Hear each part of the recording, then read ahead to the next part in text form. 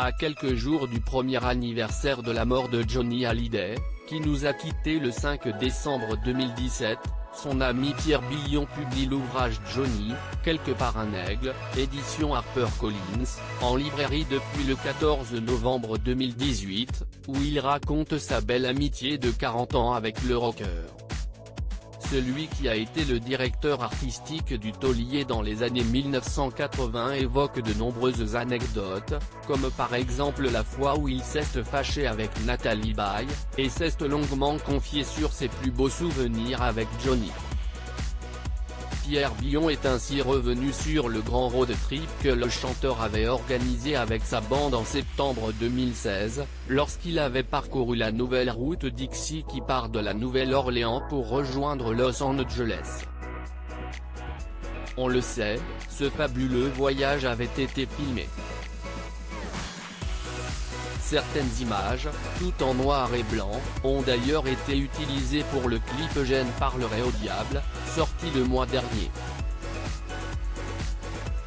Dans son livre, Pierre Billon revient ainsi sur ce film qui a été projeté lors du dernier dîner de Johnny Hallyday et de ses amis réunis à son domicile de Marne-la-Coquette, 5 jours seulement avant sa mort.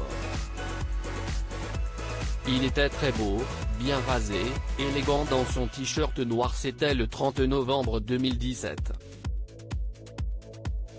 Cette histoire, qui avait déjà été racontée par Claude Bouillon dans les colonnes de Paris Match en mars dernier, est mentionnée une nouvelle fois avec émotion dans le livre de Pierre Billon.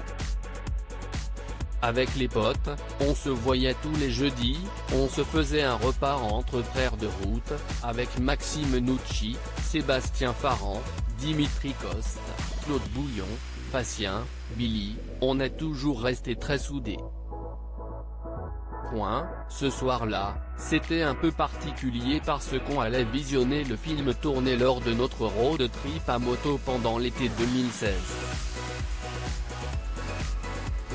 En arrivant, on est allé voir Johnny dans son bureau où il avait installé son lit depuis sa maladie. Je l'ai trouvé très beau, bien rasé, élégant dans son t-shirt noir. Bien sûr, il était très maigre mais sans perfusion de morphine. Je me suis dit, si est Johnny, il va remonter la pente, forcément. À ce moment-là, ce n'était pas possible qu'il s'en aille, je n'imaginais pas qu'il allait nous quitter 5 jours plus tard. On a rejoint la salle de projection, Johnny est arrivé en fauteuil roulant, on l'a installé au bout du dernier rang pendant que les femmes, Laetitia et sa grand-mère, faisaient le dîner. Les petites, Jade et Joy, étaient là aussi, heureuses d'être avec nous, écrit Pierre Billon. Après la projection du film de leur voyage, Pierre Billon raconte que Johnny faisait d'ores et déjà d'autres plans pour repartir en road trip.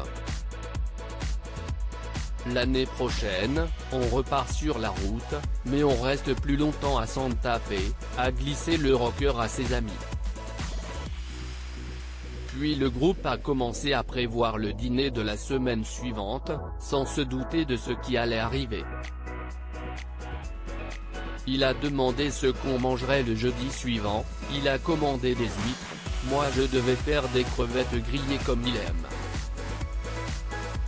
Ensuite je suis resté un peu seul avec lui, il m'a demandé s'il allait s'en sortir, je lui ai dit, bien sûr, t'as pas le choix. On s'est fait la bise et on s'est quitté, conclut tristement Pierre Billon.